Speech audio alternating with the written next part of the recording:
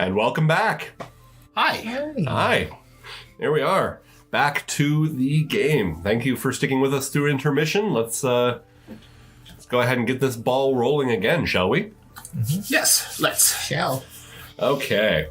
So, where we last left our intrepid adventurers, you were traveling along the road east of Kellen Hall, heading slightly north, slightly east, more east than north, really, headed to the town of Silver Hill. You have been traveling with a small caravan of 3 wagons, and alongside Anders and Tilman, as they are delivering supplies there to the long overdue supplies for the bulwark there and the defense of the eastern front. Yeah? Oh, I was just trying to figure out which direction I was pointing. East. Ah. You had just spent the night and heard a harrowing tale from Tilman as he explained about Marshal Cyrus Donovan and his defense of Dariel in some very climactic and epic battles, and have since woken up the next day and are traveling on your way as it's starting to, the terrain starting to get a little bit more hilly, more valleys, a little bit more forest here and there, but no wide expanse of trees, just groupings here and there. Groves? Groves, indeed. So, as you start making your way the next day, the weather is fairly calm, although from what a couple of the soldiers have been grumbling about, it's starting to get a bit colder. And as you're heading closer towards Silver Hill, there is some mention that snow is very common in that area because it's in the foothills right next to the Anvil Peaks. So hopefully you'll be ready for that if it happens, although there's also mentioned that, the town has a decent amount of cold weather gear if necessary. Oh, I'm okay. All right. Oh, I'm okay. I'm just made of ice. That's fine. You guys seem to be just fine when it gets warm out in the summer. Yeah, indeed. I do Try take off lugging all this most of my armor. No clothes. Anders mutters something about hating the cold. Doesn't agree with me. Aggravates the knee. You get like an injury or like... Used to do some of that adventuring. So, did you take an arrow to the knee? No. Hit with a mace. Oh, okay, sorry. I think we knew It's that. a weird question. Is it?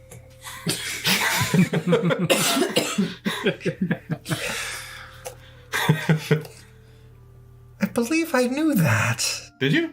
Did you? Yeah, I think I remember that joke once before. It's entirely plausible. What, the arrow to the knee? Yes. I'm not the most original of people, so it's entirely plausible I've made that joke. Moving on. No, I think I remember Anders. Yeah. So you start making your way through. You're heading kind of down into a valley and up the other side. And as you're snaking along the hillside, making your way towards the top, there's a car in the background. That's it's because we do our podcast near other cars. It happens. Moving on. Yay for higher gain on our mic, so it picks up things. Hopefully that's not going to be a problem. Moving on. Lampshade applied. So go ahead and give me perception checks, please. There is a car.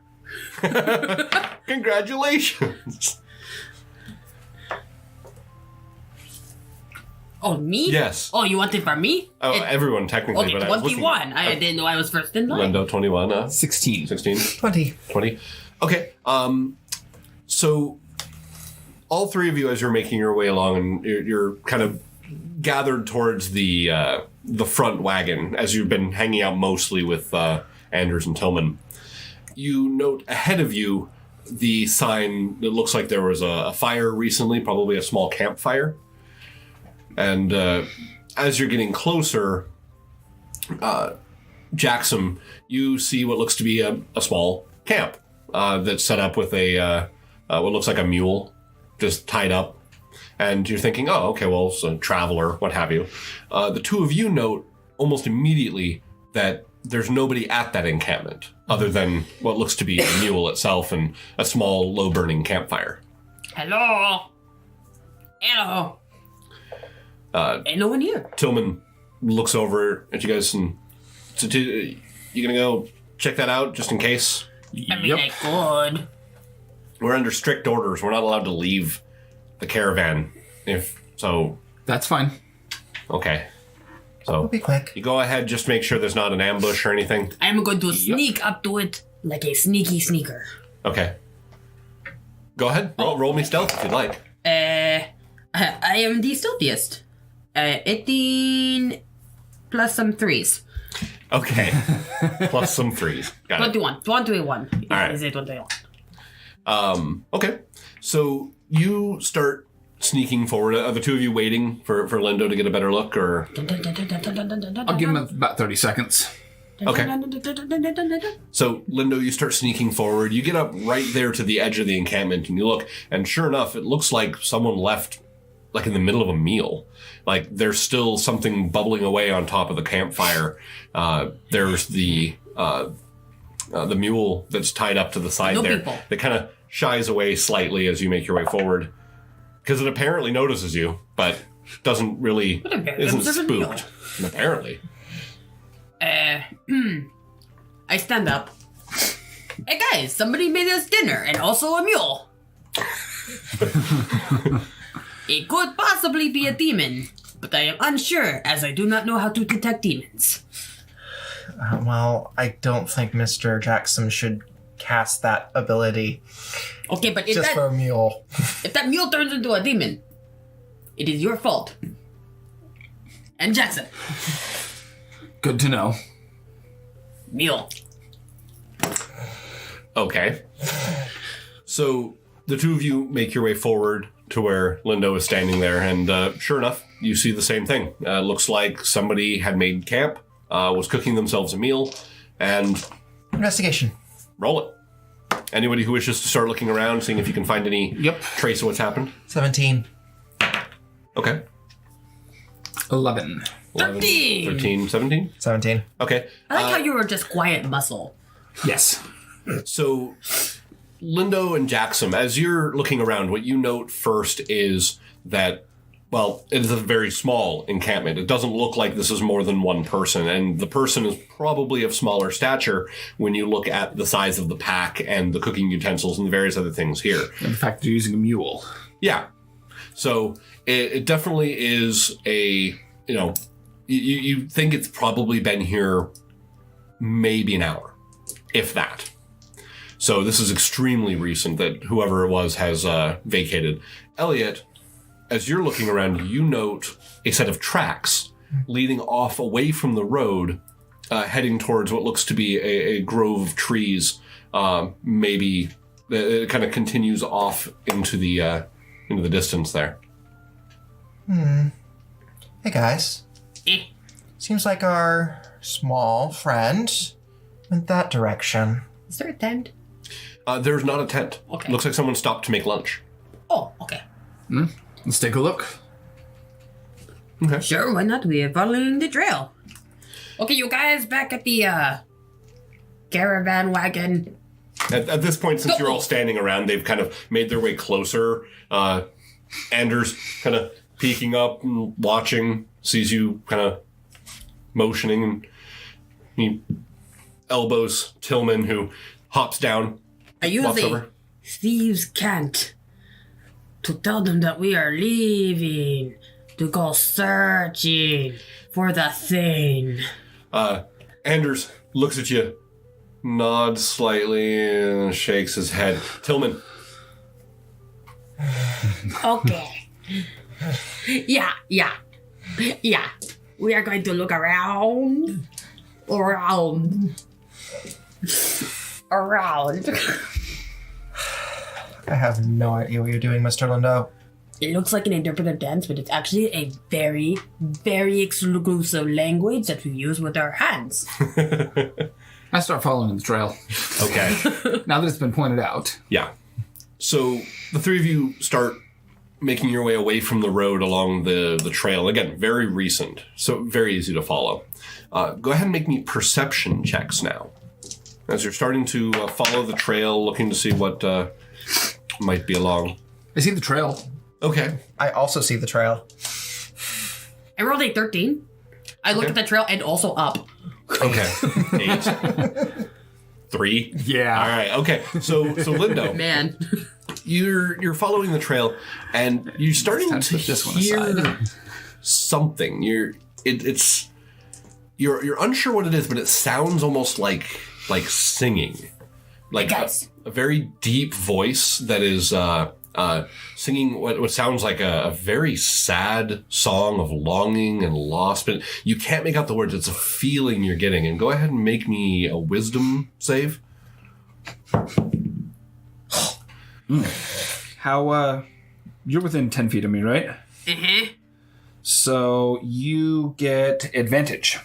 Do I? Oh, that's for being knocked prone or moved against will. Never mind. Sorry. Okay. I tried. Guys, I feel in my soul some sort of sad song. And that would be a 7. A 7. Okay. A 7. So, Lindo, you're listening to this and you're thinking, this is sad. I'm sad. You need to go home. I need to go home. And home is that way down the trail. Home is... So, the two And of I you... walk off. Yeah, you see Lindo get very sad for a moment, seems to shed a tear, Like a single tear. and then gets really determined and starts walking down the pathway with more determination than he was before. And without looking at the trail, he just seems to be walking the trail. So much determination that I don't even sachet. Not a single sachet. Lindo, where are you going? Lindo, I suggest you get back here. I believe that you're casting the suggestion spell? Yes. Okay, then what does Lindo need to roll against that? God damn it. Wisdom saving throw again. 16. A 16. Not. Unfortunately. Even with, yes. So you make your save against the suggestion. And continue on your way. Yes. The two of you are following? Yeah.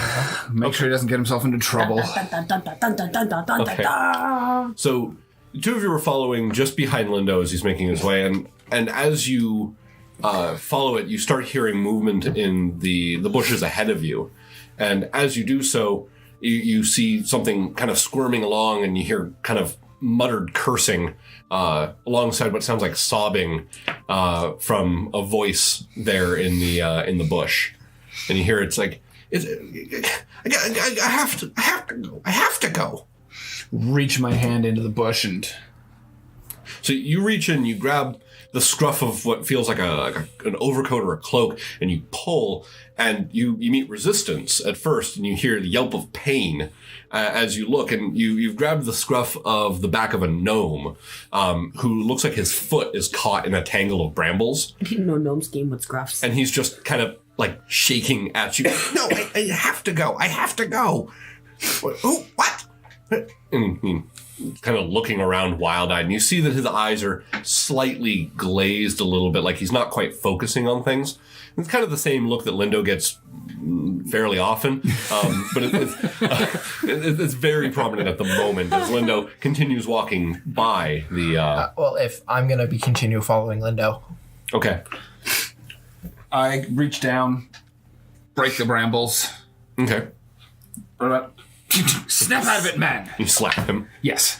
Okay. So you slap the gnome who just... He blinks a few times and... What was that? A very small head with a very big hand. Where am I? What's going on? I think we found your camp a ways back. Why am I here? What's going on? We found your camp. You've probably been here an hour or so. Why am I in the woods? I don't know. And our friend seems to have taken off on his own. And you see Lindo continuing to walk through the brush and Elliot scrambling after him. One arm out, another one touching my heart. What do I do? Go back to camp, pack up, meet up with the caravan. Oh, okay. Tell them Jaxom sent you. Okay, Jax, got it. Okay, understood. Go. Okay. And you put him down and he just starts trundling down the pathway back the opposite direction. And I hurry to catch up. Lindo, you get to the edge of a clearing and you step out and you see ahead of you home, shining glorious home. And all you want to do at this point is to run and just leap into your vision of home. Elliot, directly behind Lindo, you see Lindo step out into a clearing. And beyond him, as you look over his shoulder, what you see is this old, gnarled-looking tree. And sticking out of the tree at odd angles are long, sharp barbs, like thorns, just covering the outside of this thing. And on several of these thorns, you see the bodies of like a couple, like what looks like a deer. You see what looks to be might have been an orc or a very tall, thin goblin that have looked like they've stuck themselves onto the outside of it and have just been rotting away on the outside of this tree.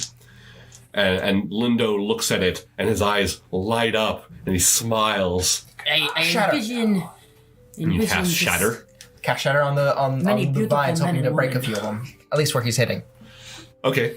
all holding bows. Also, loud noise. Okay. So you immediately cast Shatter on the tree.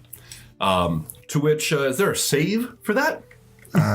Yes, it is. Jaxom, you very, very shortly hear this kind of booming echo coming from up the trail ahead. Hoof it a little bit quicker. And Lindo, go ahead and make me Constitution save. All right, go ahead and make me one more Wisdom save, please. Nailed it! Yes, you did.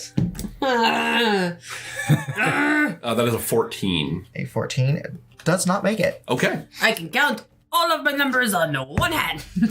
It is a 5. Okay. That is as far as I can count. Finally, it is 2, organic 3, material. a 4, a 5. 10 thunder, I believe. Do I catch up at this point? You rush in as you, after you hear this echoing boom, as ahead of you, you see Lindo rushing out into this clearing. Elliot, hand outstretched, casting the spell, and this large gnarled tree, which as the spell hits it, you actually see the tree itself shudders and twists and turns and starts to stand. And the song that you started to hear, this low, bassy song that was just on the edge of your hearing, and you didn't even really notice it was there until right now, stops in kind of a pained growl as the tree turns and stands up. And you're looking at this twisted, knotted, large, almost humanoid-looking tree and covered in spines, like old rotting vines. And then you see what looks almost like a dozen different corpses hanging from the spines around it. And this is where we roll initiative. I imagine that song is like, I want to know what love is. I want you to show me. A 2? Yeah. Okay. I'm going to make you feel any better to know that you're not going last. Oh my goodness. Because this is a really low initiative. 3. All right. Let's see. Elliot, you said a 3? Mm-hmm. Okay. Lindo? 25. 25. Okay. I figured I'd just take this shit to 11. All right. And there we go. Got that. And it rolled a 1. Okay. So, at the top of the round, Lindo, It is me. you see ahead of you home. A beautiful landscape of men and women all resting nude amongst the wool and the blankets or holding booze and calling to me, come to me, Lindo. And you have no other feeling like you want to rush into it and join up. Obviously. So you rush forward and leap into home. Aha! To which you take 6 points of piercing damage as you jump forward and I can impale myself on a goddamn tree. yeah. Luckily, I mean, I wanted to get impaled, but I did not think that this is how it was going to happen. luckily, Elliot's shatter spell did snap and shatter several of the larger spines, the more dangerous ones. So you took a little less damage than you would have normally, and it kind of snaps you out of it. Go ahead and make me that save again in with advantage, please. Hard line! Tomato! The peaches! Whatever my save word is. I'm rolling for what? You same wisdom save with advantage. God. Okay, good. 19. Okay, so you suddenly snap out of it and realize that you are effectively hugging this massive rotting tree, and it notices you as you're attached onto it. And you notice you're next to the rotting corpse of what might have been an orc. Wood. As it's like impaled on the spikes nearby. Elliot! Yes. Jaxom! Elliot, What did you do? turn. What did I not do? That was your turn. It was my turn. I know exactly what I'm gonna do. Okay. I'm glad you do. I'm gonna try to suck the life out of that tree. Cast Blight. I already tried. Is that what I meant? Is What it we not? heard. Constitution saving throw again. A Constitution saving throw, okay? Let's suck the life right out of it. With fever. That is a 12. Does not succeed. Okay. And if you target a plant creature or a magic plant, it makes it at disadvantage, which is fine. And it deals maximum damage to it. Okay, cool.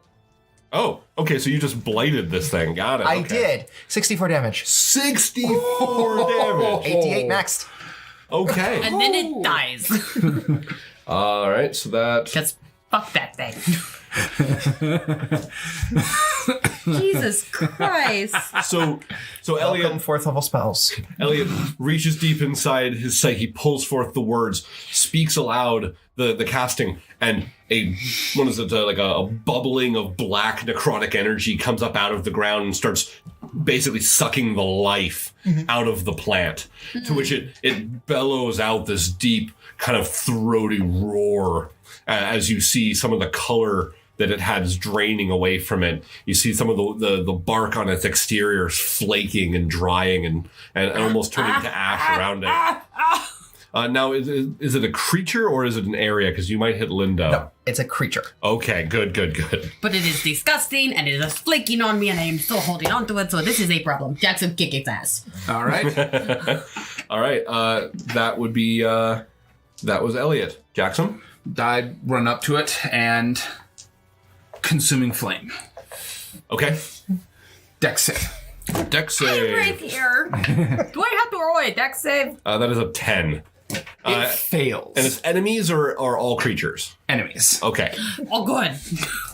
Thank you for not killing me in the process of saving me, everybody. As Jaxom rushes forward and issues forth a giant burst of I mean, flame. we will see. 13, 13? That's and it is on fire. Okay, and that is doubled due to its vulnerability. Okay. So that was so that's 26. Okay. Jesus Christos. I think... Jesus Christ, I mean, like, really? It gets a turn now. Does it?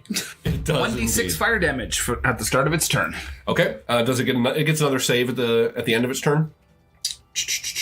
Can use an action to put out the flames. Okay, got it. It is not. Another 5, Another 5 points. Okay. which means 10. Yep. So that is... it starts lumbering towards... actually, no, because you're right there and you're on it. It comes down, Jaxom, at you with a massive, gnarled, spiky fist. I'm very upset that I am still holding on It's a to this thing. 23 to hit. Yes. All right, you take 16 bludgeoning damage. All right. And then it notices that you haven't died yet and comes down at you again with its other fist. 27 to hit. So another 16 points. Another 16? Yeah. Okay. As it slams you twice with its massive, gnarled, rooty fist. For the second one, he takes 1 because I said so. Okay. You're utilizing your Abjurer shield. And, Yep. Okay.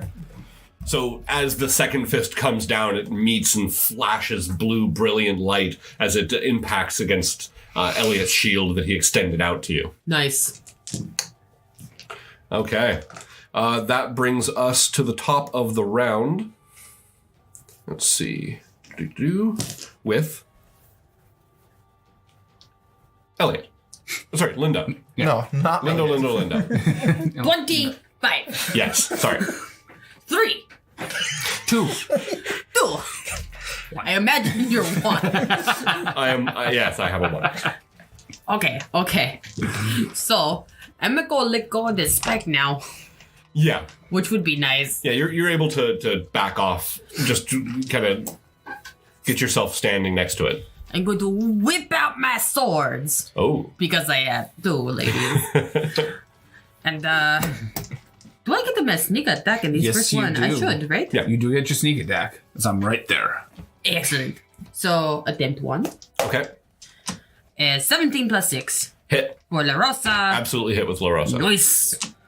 I do it like a D8. And then plus the sneakies, right? Yep. Yep. Okay. How many? 1d8, right? No. Yeah, 1d8 plus how many dice do you get for your sneak attack at this point? 3 million. No.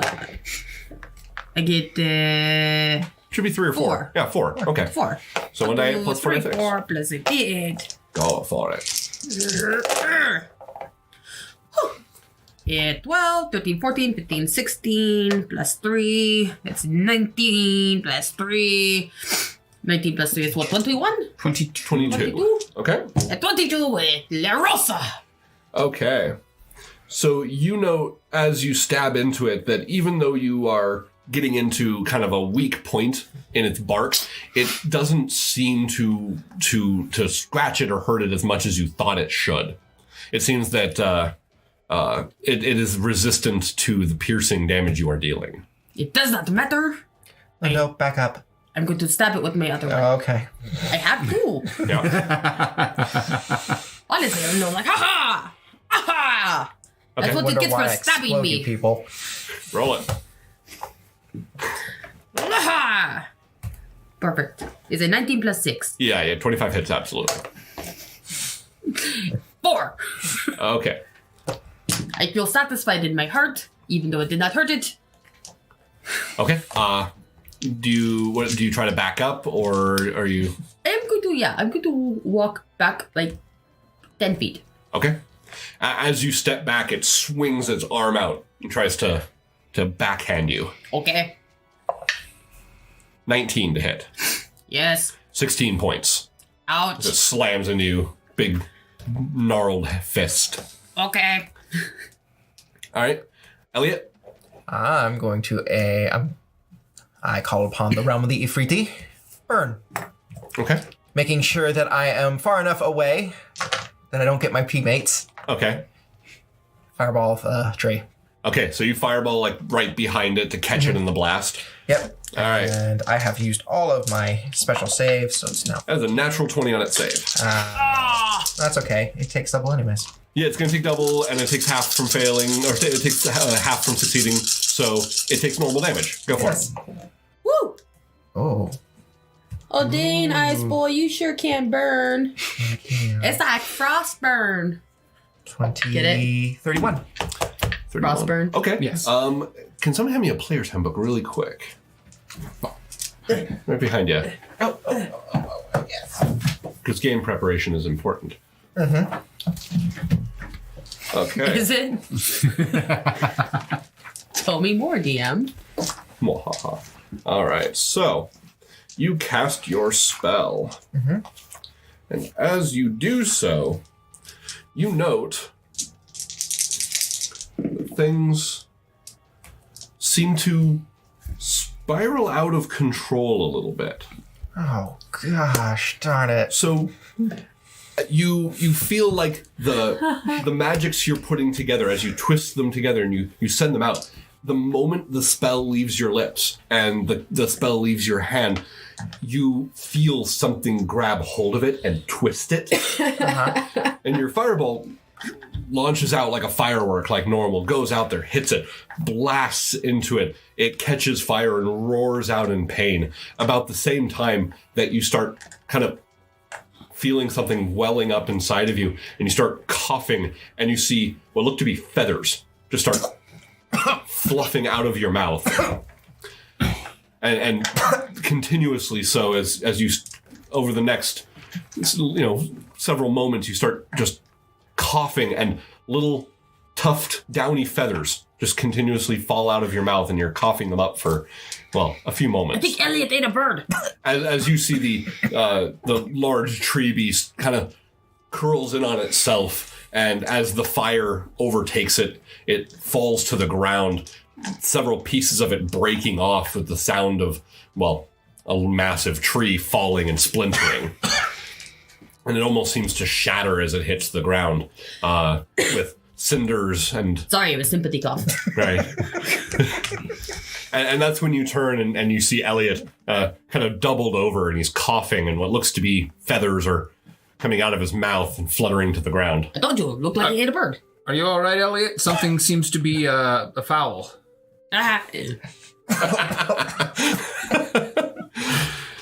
Is that so? I think I have a wine casket here somewhere. Nope. After about a minute, I'm done. Yeah, after about a minute, he stops coughing, and he has like a small pile of feathers at his feet. Those are expensive. At this point, are kind of fluttering away in the wind. Go ahead and pick all those up and make an excellent pillow for later. Hell no.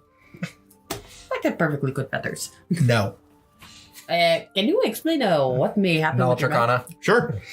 Isn't it obvious? Someone gave him the bird.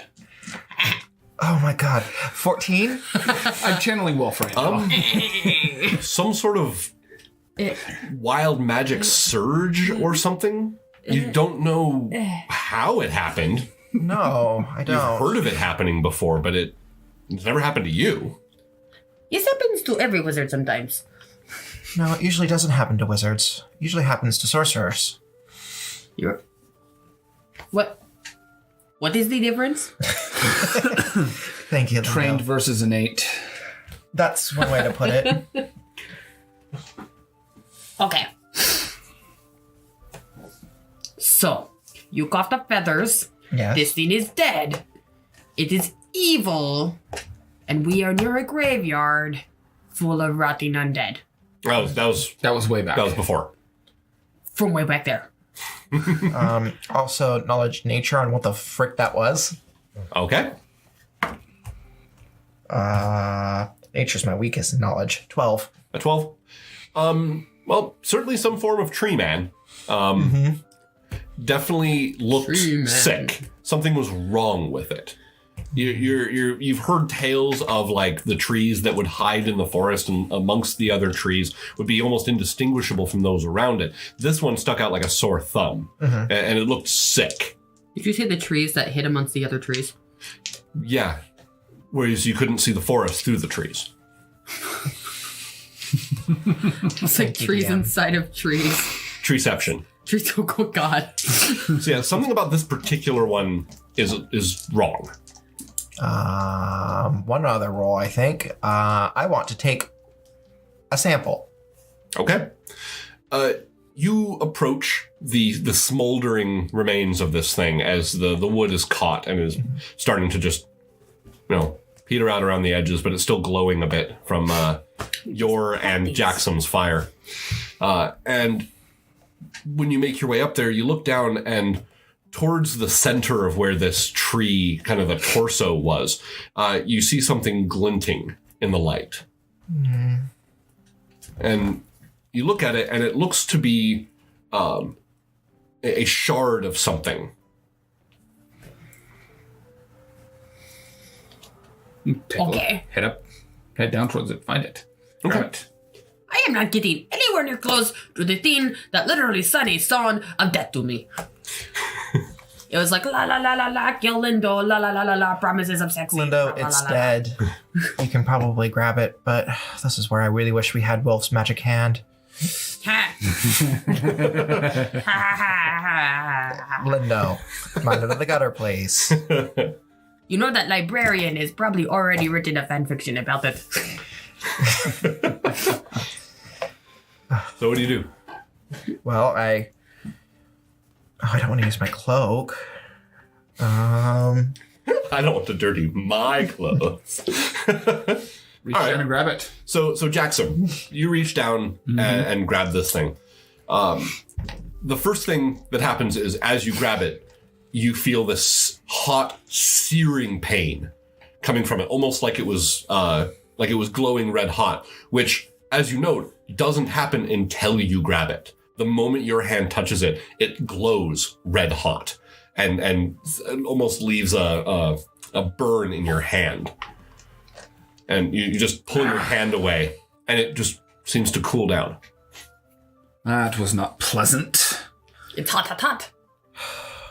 Only looked hot when he was about to touch it. I poke it with a stick.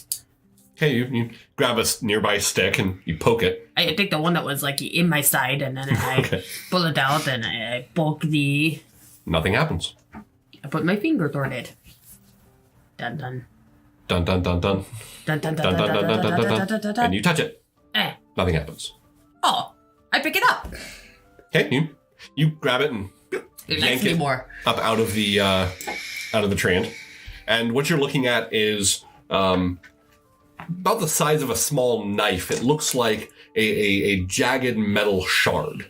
Looks like kind of blackened iron. And it has jagged edges like it was broken off of something at some point. It's like some sort of stabby, some sort of metal legging. Let's take it back to the caravan, and I will identify it. Okay. I wrap it up in my sash. Okay. And I haul it with us. All right. So you gather it, and after taking a cursory look to find that there really isn't much of anything else in this clearing, the only other thing of note you would see is that it does look like this is another place that a battle might have once been fought. Amidst some of the rubble and the trees around here, you see remnants of fortifications, long since toppled and overgrown, and you see small chunks of metal and other bits of what might have been weaponry still sticking out kind of in clumps here and there. When I was attached to the tree, did I observe Not really. any of the people that were near me? Your attention was a little more pointed. Stupid DM. So, all right. What is it? You have a chance now. You can look around. Is there anything in particular you would like to look for, or I just want to see who was part of the battle.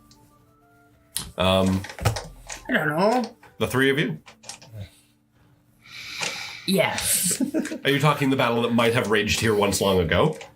Yes. Okay. That would be an investigation. Use my eyeballs and my keen skills to roll an investigation so amazing that I see everything and nothing at all. Is a 3. Okay. Lindo, what are you doing? I'm using my eagle vision. I know you don't understand what it is, but it's something that a Lindo has where he looks around and can feel with his eyeballs. What do you want to know, Lindo? I just seen, it didn't look like we were the first people eaten by a tree. All right. Well, let me look around. Investigation for anyone who's interested. Did you use my eagle vision over there? Yes, I did. 7. 7. Everybody has eagle vision. 8. 8. Looks like a battle might have been fought here. Yeah. Yep. About 5 minutes ago. and also probably about 50 years ago. Wow. Yeah, back to the caravan. Yes, back to the We've caravan. wasted enough time. Yeah. So I didn't know that eagle vision was contagious. my shoes are brown. They sure are. So Wow. 2. nice. So you gather up your things, you make your way back to the caravan, to where you find them. The caravan itself has now pulled itself up next to the small camp, and the gnome is kind of gathering his things and basically packing back up and putting it back on the Who's that? on the mule. Be glad you got your foot stuck, friend. Oh yes, hello. Hi. I'm Gimmel. Hello. What's a gimel? What is a gimel? I'm a Gimmel. Well, okay, but why? I live in Silverhill. I was traveling and I got waylaid here. What happened? I heard noises and You're about to be impaled by an evil tree. It's true. I was impaled. I don't know what that means. Be glad you got your foot stuck. Otherwise, by now, you would be dead.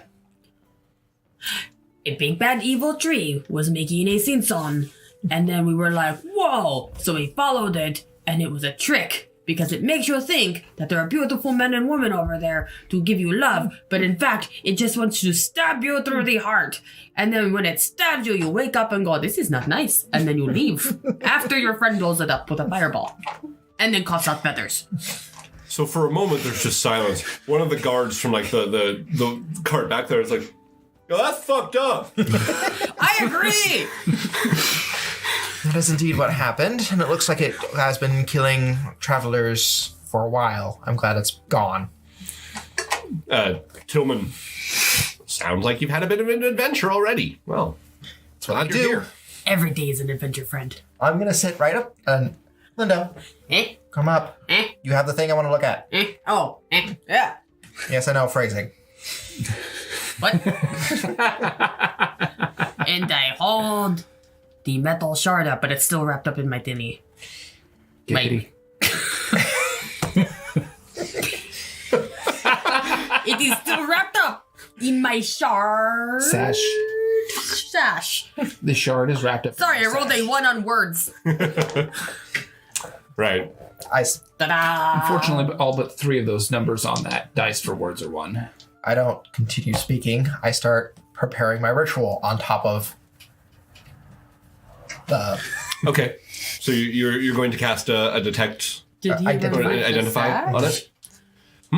Did we remove the sash? Because otherwise, it's It's- Lindo's sash. I mean, it's laid on a sash on okay. on the thing. Okay. So It smells of roses. Gimmel at this point continues packing up, muttering something about this is very, very awkward, but I will perhaps a reward of some kind. We'll make it back to town. You'll come by. You'll come by my shop. I will. What is your shop? Your shop, what is it? I have part of a general store in town. I was out. I was going to be heading to Kellenhall to possibly get some ingredients, but I think it's time I might have go home until I have a little bit of an escort. No, this is good. Oh, for one, I definitely like an escort, but 2, we're also about to have a war, so buying generals is a good idea. Sorry I had to slap you, friend. You needed to be snapped out of it. No harm done. Thank you.